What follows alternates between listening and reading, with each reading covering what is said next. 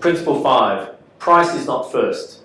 This is a surprising one for many people, because when you speak to someone about succession, as I mentioned before, often their mind just simply goes to, what is my business worth, what can I sell my business for?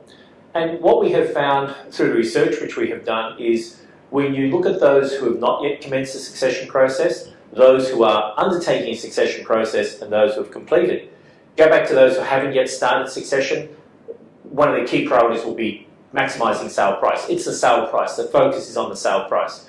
But when they go through the succession process, no matter what outcome they eventually are going to go to in terms of what they do with the business, the importance of price suddenly diminishes and gets driven right down to the bottom of the list.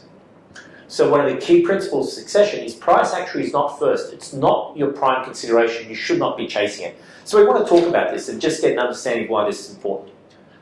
I think the first point is succession is much wider than just the business and the price for the business, even if you intend to sell the business. Succession is about the concepts of and the principles of compounding wealth across generations. Even if you're going to crystallize the value in the business by selling it and have that lump of money and to pass on cash, the consideration is much wider.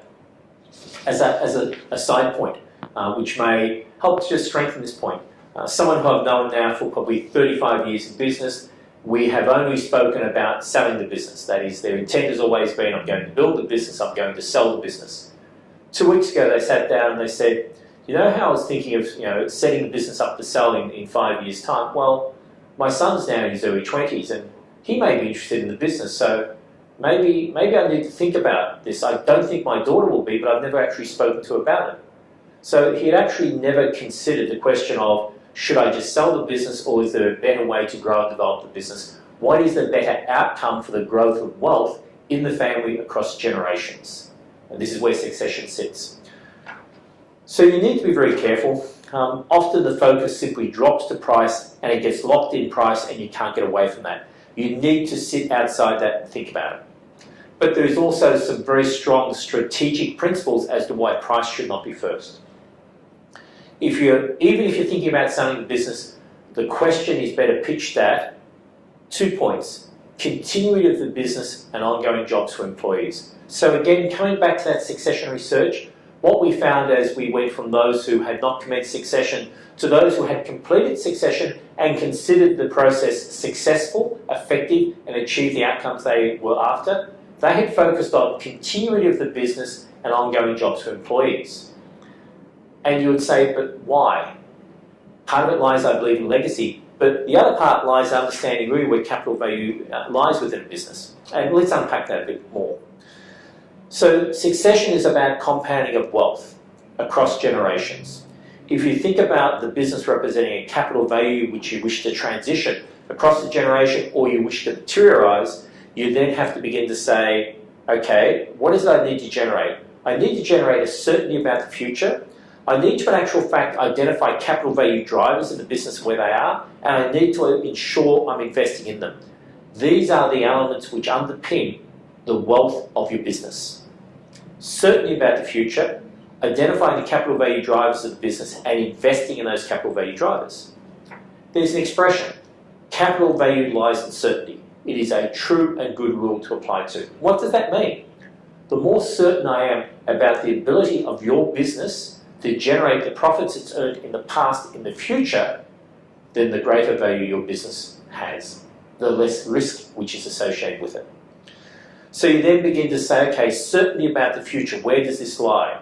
I need to actually underpin the continuity of the business and how it's going to continue to grow and develop. Do I actually understand what generates the sales, the profits, the income I actually earn? What are the capital value drivers? This is the language we use, which actually underpin the viability of the business. And we'll talk about those in a second, but I'll just pause you there, and when you believe you have identified the capital value drivers, I'll ask you a couple of questions. 4 questions. Do you own them? Can you transfer them? Are they durable? Do they have a continuity? And do they in actual fact deliver greater customer value and therefore competitiveness? Do you own them? Can they be transferred? Are they durable? And do they underpin value, customer value, and therefore greater competitiveness? And often the reaction is, I'm sorry, I don't know what you mean. And I'll just give you a very simple example. Take a business which is an importer and distributor of a product. It's not their product, it's a product which they have license to sell, if I can use that term, under an agency agreement. It's their key product, it's their key sales earner. The question is, do they actually own the agency? Does that agency agreement give them any rights to transfer? Is it cancelable at 30 days? Often in the context of agencies, they are often for a short period of time, they often have rules where they can be cancelled, and often you don't have a right to transfer. So if your business is built upon such an agency agreement, does it have any value? Is the capital value driver missing? So we come back to principle 5. Succession, price is not first. Continuity of the business and ongoing jobs for the employees are first. Why? Because these are the things which in actual fact underpin the value of your business. If you're chasing price, focus on continuity and ongoing jobs because this will underpin your price. In a succession process, this is where your attention needs to be. Certainty about the future, identify the capital value drivers, make sure you're investing in them, create more certainty. When you begin to look at the value of your business, you tend to start on the outside and you begin to look at profit and you say, this is my profit, therefore here is my value. As you begin to come back inside and you begin to look at capital value drivers, you begin to say, actually, what is it that underpins the capital value?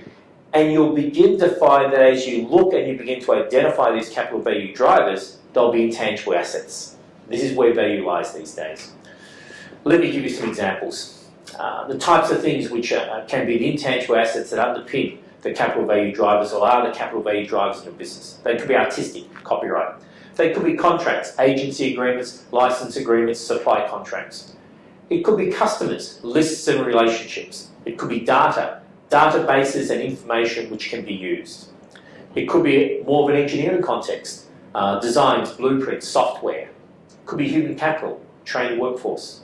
It could be location, leasehold. It could be about marketing, brand, trademarks. It could be about technology, patents and know-how. So you go from looking at profits in the capital value drivers and you begin to say, I actually have these intangible assets. This is what's underpinning the value of my business and continuing. This is where I need to focus. That's the first part. The second part then is ongoing jobs for employees. Why would I be concerned about ongoing jobs for employees?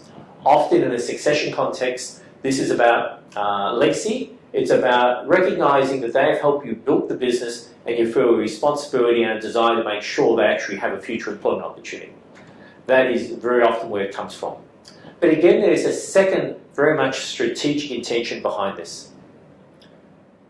The viability, the competitiveness of your business very much depends on the relationship you've built with your employees. If there's a relationship of trust, a relationship in which they see that you in actual fact are supporting them, then they in return support you. This is where you now go to the third tier. Profit, capital value drivers. What actually is underpinning the viability of my business in terms of helping me create all those capital value drivers? This is where ongoing jobs for the employees actually becomes the catalyst of this. And you go to what I would consider the essence of the strength of any business, the value of any business lies in the following.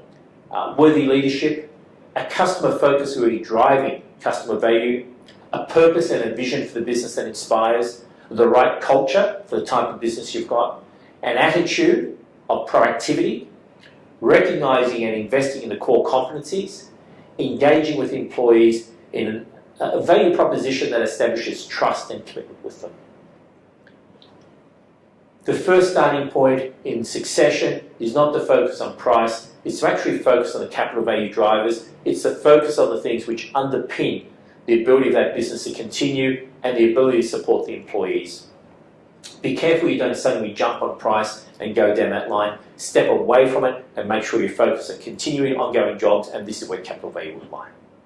Thank you. You were going to